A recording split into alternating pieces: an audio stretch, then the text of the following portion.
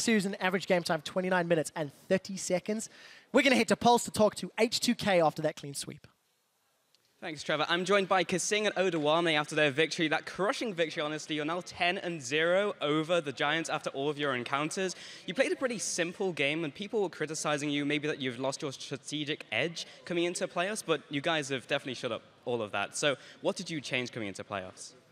Well, we kind of like came out of our slump, as people saw, like through our last 3 weeks of LCS. We kind of lost like 4 games and 1-2 only, and it's not like, to be honest, we were playing pretty bad, to be honest, and we kind of just picked up the slack with this kind of break for 1 week where we pretty much tryharded the entire time. And even though it's like Giants, I'm looking forward to play against Origin, who I think, even though we played against, like we lost to them 2-0 in normal split, but I feel like we could maybe win now.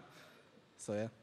Okay, and also coming into playoffs, how was the team mentality? Because you said you were in a bit of a slump, and playoffs were encroaching, obviously very high-pressure situation. How was that for you particularly, Kasing? Well, for me, like, if I'm ever stressed out or if I just feel like I'm doing really bad, then either I play more or I try out more. I tend to look at more stuff about the game rather than just like relaxing and stuff. Because I feel like if I need to step up, then I feel, well, this is just for myself, but hopefully everyone else like steps up as well. Well, did you feel the same pressures, Odawame? Because Kasing just mentioned how he went into playoffs. Did you feel any of the mental pressures, or was it just all clean sailing for you?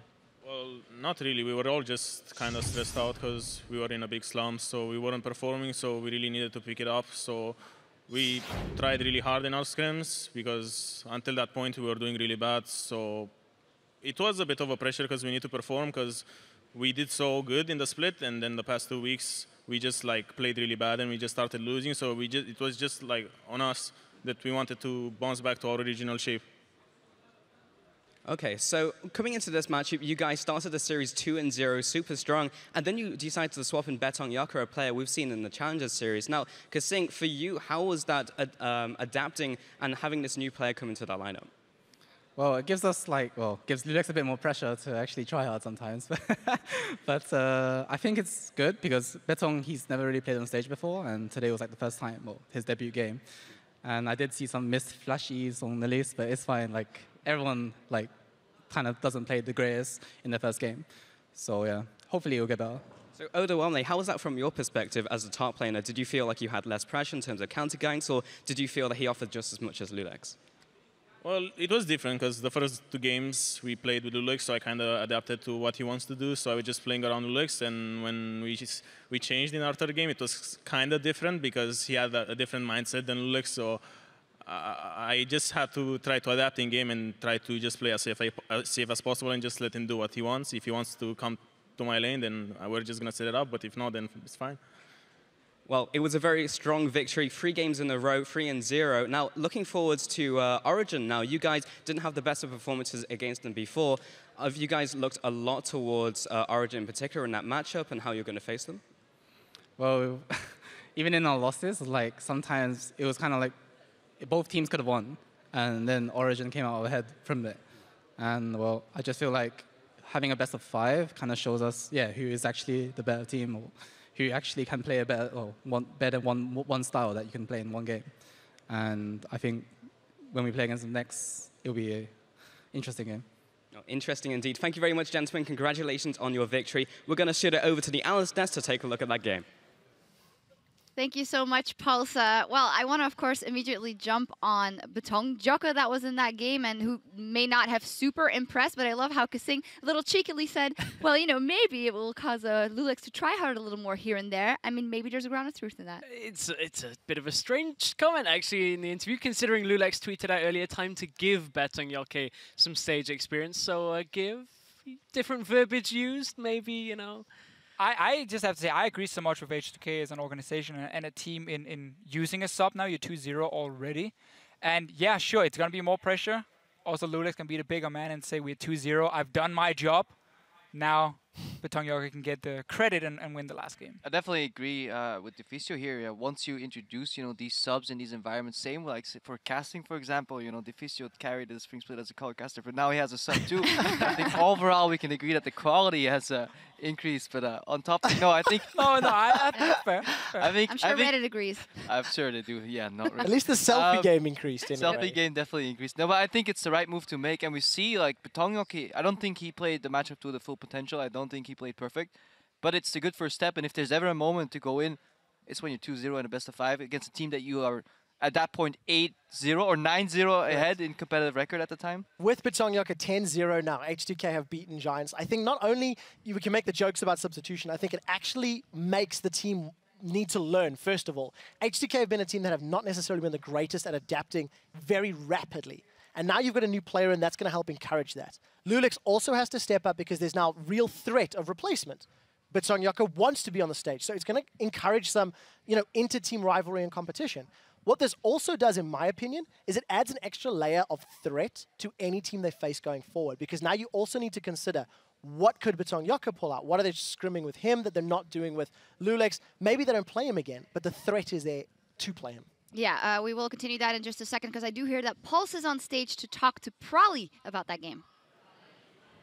Thanks very much, Afia. I'm just sat down here, actually not sat down today, we're actually stood up talking about this game. And I was talking to you just before we went live about kind of the stresses coming into this week and how you're preparing with the team. Do you want to tell me a little bit about that?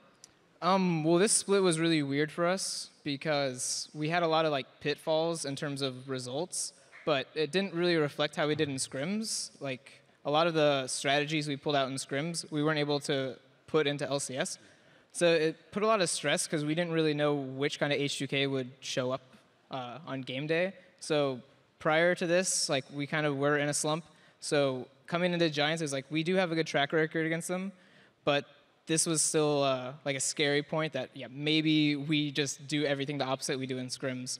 And not to mention we lost 90% of scrims this week. So there was a lot of stress coming in and out. But after all, it's done. Now we're just happy and ready to go to Swedeland. Well, there was a lot of stress going before the games, but between the games, did you have to say anything to your team, or was it just great job, keep on going, do what you're doing? No, that's kind of the funny thing with how which H2K is going to show up is after game 1 I was watching, I was like, I don't have to do any work anymore. They're actually playing really good. I can trust them to do this. They don't really show both sides of the dice. They're normally either Jekyll or Hyde. So they actually pulled out the right one this time. So after the first game, it was kind of what did we do really well and how did they actually react to our plays? And a few of the plays that we did, they didn't really have an answer to. So I just kind of told them to repeat that and abuse that fact with them. And I don't know, post-game was really, really easy and really smooth, and I think all the games were pretty good. Yeah, they were super good. And after 2 of those games, you actually decided to sub in Betongyaka. I wanted to ask you about this. I asked the other guys on your team how it was from a player perspective, but as a coach, why did you decide to put him in the 3rd game, and especially in playoffs as he's just out of the Challenger Series?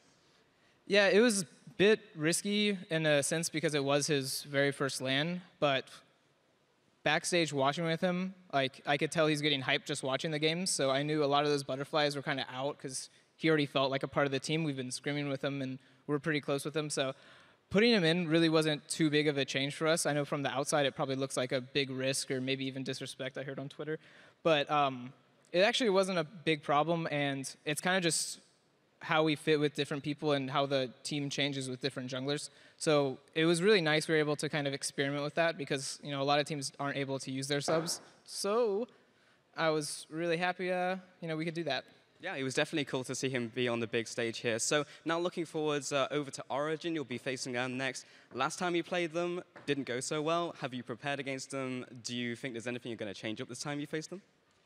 I don't think we need to do anything really different against Origin. It's mostly kind of defeating ourselves, I think, was our problem against Origin. The very first game in the split that we played against them, we were underprepared for them. And in the second game, I think we actually had a really good plan against them, and then we just didn't execute it right. Kind of the wrong H2K showed up that day. So I really think it's going to be how hard I can be in practices to kind of grind them into being the right H2K that will win. Right, well, best of luck on that matchup, Prolly. Thank you for taking the time to talk to me. We're going to shoot it over to the Analyst once again to talk about the game. Thank you so much, Pulse and Prolly. Well, a lot to think about there about what Prolly said. First, though, let's recap what happened in the last game to kind of wrap up these series. I would say I expect a lot more different maybe coming out from Giants, but it was H2K that came out with all the different things in the series, even the Karthus for Ryu with the new jungler in there. How do you think they did in that last game in the adaptation? I mean, Karthus pick, it's a bit like subbing in a new player again. You sometimes want to try out different things. Again, you 2-0, you've won the 2-0 game so easily. And I quite like the pick in the setup here because of the composition that was being run on the side of Giants, which was very focused on having to run at you. Again, it's not jumping, it's not really hard engaged, it's not Civil ulti run in with flanks. My concern was just, I feel like if Giants had coordinated properly with the Trundle in the side waves, there wouldn't have been a whole lot they could do against it until they got to the Righteous Glory. They were allowed to get to the point where Righteous Glory completed on Alistar, so you had Wall from Karthus and Righteous Glory to engage fights, and they weren't too far behind because the coordination from Giants were completely off. I do like the Karthus pickup separated just into the TF in the mid lane, because you can really punish every time he locks a card. You're out of his range almost, you know, with the lay waste, and you can zone him, deny him some CS, and then when he ports to another lane, you can't physically follow him, but you can start channeling Requiem, and you can at least help and maybe go 1-for-1. What did surprise me was how much damage top lane Trundle does in those duels. You know, even 1v2. At one point, Betongyok just panic flashed out in the bot lane. So definitely props to Whirlib. And I feel if we could have had this Whirlib and then a good Pepinero this game, it could have gone differently, because I was Giants would have won, in my opinion. Not really impressed with what Pepinero was doing in the mid lane on that TF. It's pretty difficult, and you could see even when Frederick came to try and assist him in the early game, he was just sat there. So, yeah, I mean, what do you do in that situation? You've got a Karthus that's outranging the TF, just playing on the boundaries of where he can get ganked. We saw the flash burn, but from there, there's not too much that you can do. Honestly, though, I think in this matchup, we talked about the substitution, how it affected.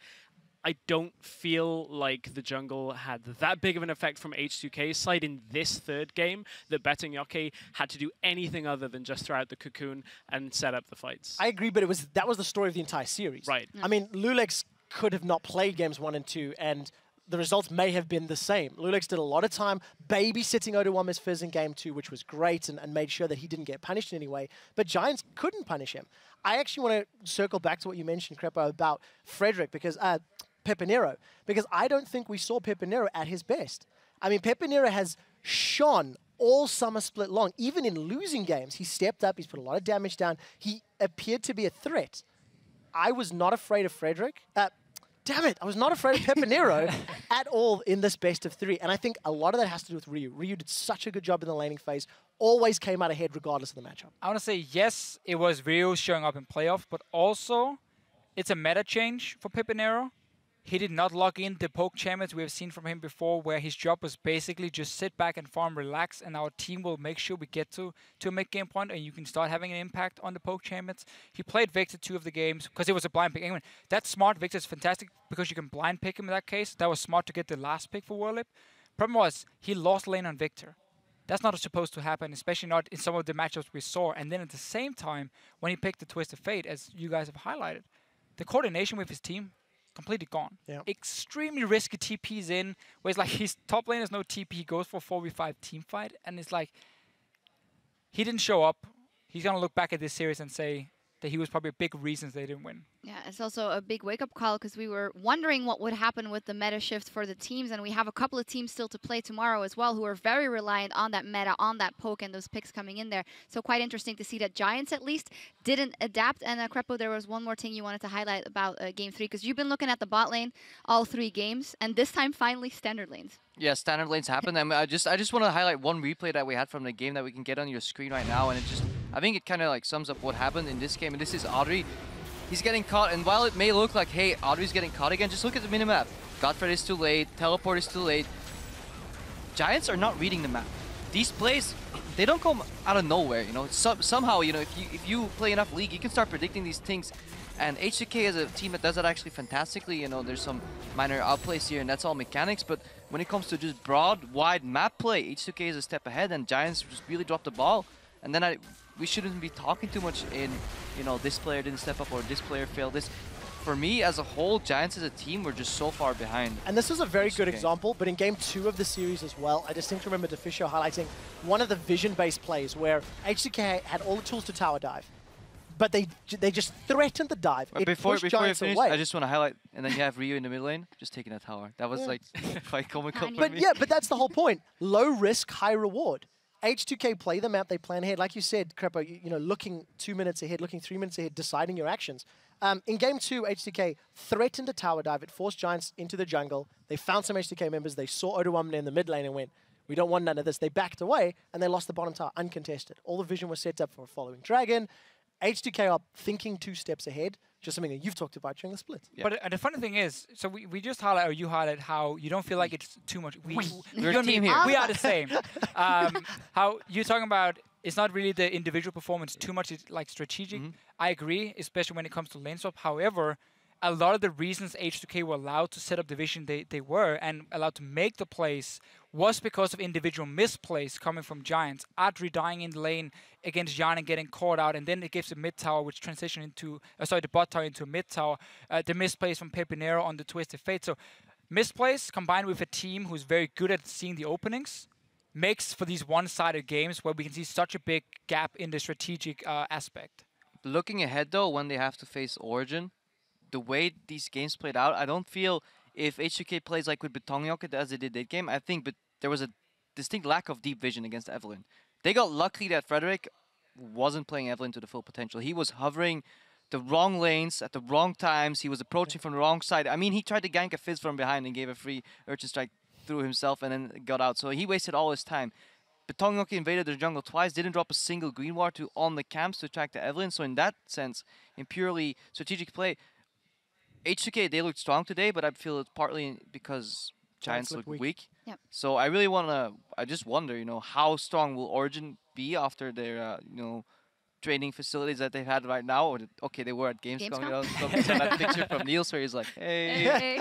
But at the same time, a little break for them might be good. 3 weeks, I believe. Yeah. They had so much time to practice, so it will be definitely a very interesting matchup. Yeah, glad you bring it up. Let's take a look at the bracket, of course, with that victory. As said, H2K will advance to the semifinals. That means we will be seeing them in Stockholm, in Swedland, as probably call them. Oh, America. Anyway, we have there H2K beating out Giants Gaming to be up against Origin in that semifinal. And as said, a very interesting matchup. You brought up some very, very valid points. Defisho, what are your thoughts? Well, I mean, for the matchup itself, Origin has managed to win out the last few games. I think if we get, like, H2K to me, when we have standard lanes, becomes a very different team. Like, they still rely so much on this lane swap and getting that early advantage from it. Again, maybe also because Giants were misplaying the lane swaps. But I think Origin will look at some of these games and they might be able to say, okay, if we pick strong lanes in some situations, that could be one strategy to use. However, I feel like Origin can more than match H2K when it comes to lane swaps. It's going to be a close series. I feel like it always is with H2K. Yeah. Either they're stomping or it's very close in best of fives. And we mentioned the gold deficits or the gold leads at 20 minutes for H2K, and it is quite a tale of day and night. They don't tend to go even. They either fall behind a small to large margin or they get ahead. More often than not a large margin, at least in recent weeks. But I mean, as a team, H2K, they either swing and hit or they miss heavily. And I don't think Giants were able to punish many of the mistakes that H2K may have made. Origin will. Yeah, and looking at individual players, Ryu obviously stepped up. He's a player that so far, if the trend continues, steps up in playoffs. But his adversary in that matchup, Expeke, is notorious for leaning back a little bit in the regular season, perhaps not, you know, going all too hard, but then leading up to Worlds and in playoffs, he becomes that beast, that monster. I've personally written him off one time where I'm like, yeah, Expeke may not be the mid laner he's used to be, and then he performed at Worlds fantastically. So that's going to be an interesting matchup. Expeke against Ryu, and I don't think it will be segmented in the mid lane only, even though Expeke has this, you know, kind of lane-only style. I'll let my team win for ourselves, you know, earlier in the split. I can see that just exploding to different parts of the map as well. They're both old dogs. These are both boys who've been around a long, long time and they're learning new tricks. Interpret that as you will. I was going to say that he's not that old. He's old. I'm old. You're ancient. You're old. Certainly not time to put him out for pasture yet, because I mean, all you got to do is look at Expeke this split. He's been perhaps quieter than a couple of the other mid laners that we've seen, like a Forbidden, but certainly his stats are still as good as they have been just for a very long time. So I think if we are seeing Expeke sitting back, what's he going to show us now in playoffs? If he's being about, within the top 3 mid laners right now, what else can he give us from that mid lane? That's an interesting question. Maybe one more thing about that matchup before we move on is, well, when we looked at this matchup, we were pretty vocal about the bottom lane matchup and how H2K would definitely outclass the Giants bottom lane, even though it came down to lane swaps a lot of the times. But that is one fantastic matchup. Yeah, the problem with that matchup that I have is that Mythic came out in this split and they're like, lanes, they don't matter anymore. Just get through them, just start roaming, so play the map. And it's kind of sad because Season 3, Mythic was such a fantastic laner. He was like, he would dodge every skill shot forward. He would not care at all. Like, try to lane against him and you hook, and he will just sidestep, dodge forward, and hit you in the face. It's like, now I'm this close to you. And he wrecked us so many times. And he kind of like has forgone that style because that opens you up to potential ganks. And right now he's more of a roaming style. But purely 2v2 without jungles, 2v2 per skill, fight me. I really want to see like this magical world that no one lives. Yeah, especially not solo queue. But yeah, Mythy and Niels against Yarn and Kasing could be a really fun matchup too. Kreplo, you sound enamored between your comments of Kasing and Mythy today. Who do you love more? Who are you going to pick? I don't know, man. The fan. I'm just a fan here. The fan always wins, so. Well, I think for this matchup, though, you just mentioned how Mythy doesn't want to play for lane. Kasing is also roaming. He said that. He said that. He said, of course. I mean, you always want to win the lane. I mean, you never want to surrender it. Mythy, though, and Kasing are both 2 supports who are very, very good at roaming with the junglers. So we're going to get this fight where it might not be in the bottom lane 2v2. It might just be the junglers and support versus each other around the map. That can simply involve the mid lane. Yeah, because they have to push. They have to push to get there push first. in the mid lane as well. And then we get these 3v3 fights maybe. Then we get TPs coming down. I feel like we're going so micro. Like we may as well just do the match introduction at this point. But I think one thing... It's going to be a good best out of 5. One thing that is screamingly obvious that we've not touched on, at least since the caster desk, is just the championship points side of things. Because now, at least with Giants going out, they do walk away with 20 championship points. We know that of the 6 teams here, whoever doesn't qualify either through winning summer splits or through championship points is in the regional qualifier. We've got the bracket filled out. Giants will play 6th. It is the lowest seed, since even if Roccat wins or loses, they own the head-to-head, which means they get side choice. And DeFisher, this is what you were talking about. First round, you have to play. If you win, you go to the semis. If you win, you have to go to the finals. Giants need a miracle to make it all the way through, because the way they played today, I don't think they can beat any of the other teams that will fill out the rest of this bracket. No, and also coming into the playoffs, Giants lost to Rocket, they lost to Unicorns of Love, they lost to all these teams who made it into playoffs. So they look like the weaker team. They got the lowest seed, just got 3-0 by H2K, so it's not looking great. However, I mean, we have seen upsets before in like regionals. We saw Najin last year in Korea go all the way from there. But I believe they were 5th seed. They beat the KT Bulls who were under them. And then they went up and made it to Worlds and lost to Alliance, so go Europe. The glass, that's what we take away from that. The glass is always half full with DeFiscio. Always. Gotta say, it's possible. I do not think it's possible because... No, but by pure definition, it is possible. It is possible. It is just okay. not like... You're technically correct, which is the best kind of correct. correct. But I just think there were too many mistakes from a shot calling level, from an individual level. I mean, some of the picks and bans weren't bad, and you can debate them to high, hell, but at the end of the day, it worked for Giants. What didn't work is how they played them in game. And I don't think you can fix that in 2 weeks when everybody else is playing against stronger opponents, playing for more at the moment. There is a key factor, though, with the championship points that's come from this matchup that isn't on the Giant side. H2K, booking their spot in the semis, now have gained an additional 20 points from moving on. That's the 20 points they need to clear the Unicorns of Love. In the event of a tie, the summer split team that gained the more points will take the tiebreaker. So H2K have put the pressure back on the Unicorns of Love to not only win, but stay ahead of them. And so game on for tomorrow. It's also important. I care a lot about championship points, but DeFiscio feels quite strongly that Rocket are looking a lot better.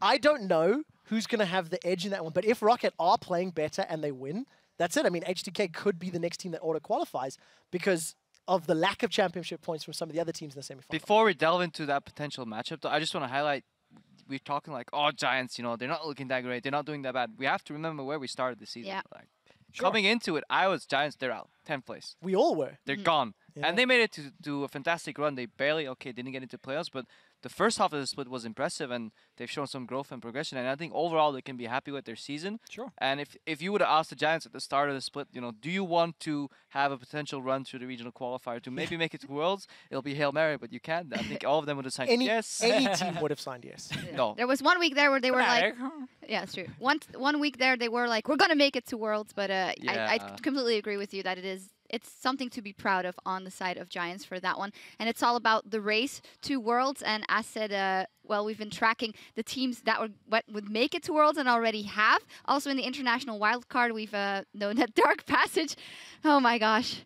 Dark Passage beat out Besiktas 3-1 in the Turkish regional finals. That means that they go into the pool of the international wildcard teams that could make it into Worlds. Of course, Detonation Focus Me is already in there, as well as the Chiefs. So that'll be a very cool race as well. We'll be looking forward to it. We've still got playoffs going on over in Brazil with CBLOL. We've also got the Latin American finals ramping up. They're not quite ready to decide who's going to the international wildcard, but certainly a lot of teams are on their way to Worlds already. And if there's any region that needs to be paying attention to international wildcard, it's Europe. Because kaboom can happen again. Too soon. Yeah. We're a year later. We need 10 years. We're a year later. 10 years. But I'm very interested to see just how the international wildcard teams have progressed, because it's another full year of professional circuits, another full year of growth. And this is something that you keep seeing more and more leagues, more exposure, more consistent high-level play, even in a smaller region, does result in better play. So I'm actually very excited to see what the IWC teams can do on the world stage. Definitely go watch Brazil. Some very, very interesting teams. The final again is going to be, the winner of the final is going to be the favorite, in my opinion, going into the international wildcard as well. That is a region that is getting better and better and better. And I think it's very exciting also to see how the teams are boot camping in like EU and in NA this time around. EU. Not in EU this time, but NA. And I think it's exciting to watch, other regions grow as well. And if it's not for the teams, just go watch it for the fans. They have some crazy fans in Brazil. It's the support that they have for such a, I wouldn't call it inferior in terms of gameplay. Yeah, they're weaker teams right now. They're progressing, but they're weaker. But there's such a massive fan base behind it already. As that grows and bigger, and the production value of these stages also goes up, it becomes quite the party in there. It's like you, Crepo. Inferior player, but big fan. Oh! Well, they have some superstars. I'll give you some branding tips eventually. Well, they have some superstars over there. Maybe you should tattoo your arm, Crepo. Huh? Maybe you should put something on your forearm, Thresh or something. A Thresh? I was actually thinking about a League of Legends inspired tattoo. So any suggestions on Twitter? And where he should put the tattoo. Where and when? Yeah. Yeah. But talking about superstars and returning to today's series, there was a fantastic superstar in this one, putting the team in their backpack to carry H2K to the semifinals with 3 dominant showings on 3 different champions in 3 games.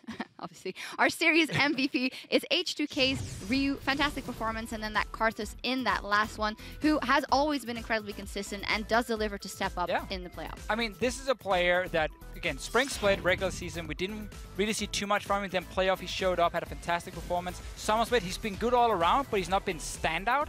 He was now in this series here. And Rio, again, experience, we mentioned it with Peke as well. Like, these guys, they know when to show up, when to really try hard.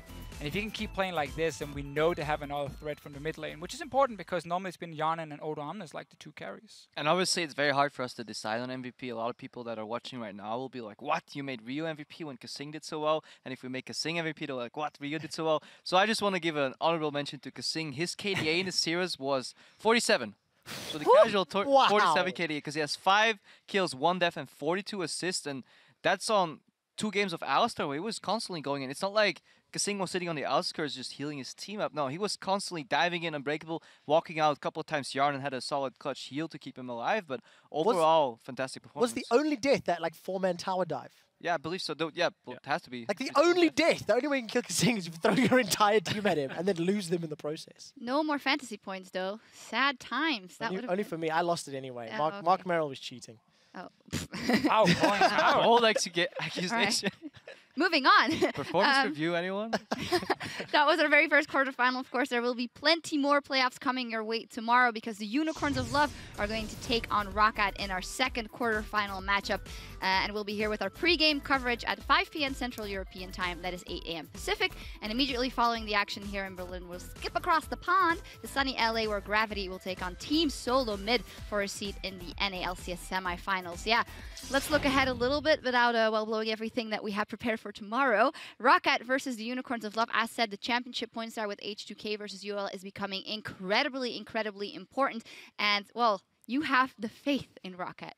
So, I mean, I've had it before, then it disappointed me, then I got it back, then I got disappointed again. But the last few weeks, they've been looking better and better. I think especially Nuke Dog in the mid lane is stepping up big time. And if he can perform, if he can shut down Power of Evil, Unicorns of Love has shown so many times they rely on Power of Evil to have a good game, to really work. Also, new jungler and Horror coming in. I think if Nuke Dog has a good performance, Rocket is going to take it. I want him to win just to have the Horror versus Holo. Yeah. Just to have that. That's it. That's all I want. Yeah, obviously we prepared this matchup all week, and we have Thanks, Trevor. That's a quality. I'm contributing. Yes, I'm contributing. But it's because we don't want to give all the way the points, right? Tomorrow is the pregame on the match. But yeah, TLDR is it'll be a closer match. These are seeds 4 and 5 in playoffs coming in, so definitely closer. And honestly, the last few weeks, different results from the different teams as well. Unicorns actually went 4 and 2, I believe. Rocket went 2 and 4. But even then, Rocket did look better because Rocket have been beating teams that are above them. Yeah, we will see super interesting matchup. An interesting matchup we've had today. We learned a lot, even though it was not the closest. And remember, as we wrap up here, of course, over in North America, their pre-game coverage for their first quarterfinal between Team Dignitas and Team Impulse will kick off right after this. So don't go anywhere. And until next time, we need to recover a little bit from all that hype, especially here on the desk. And those burns. And those burns. I love you, Crab. Yeah, I love you too, buddy. On behalf of myself and everyone here at the European LCS, thank you so much for joining us, and we'll see you right back here tomorrow. Bye-bye. Can I get one? Yeah.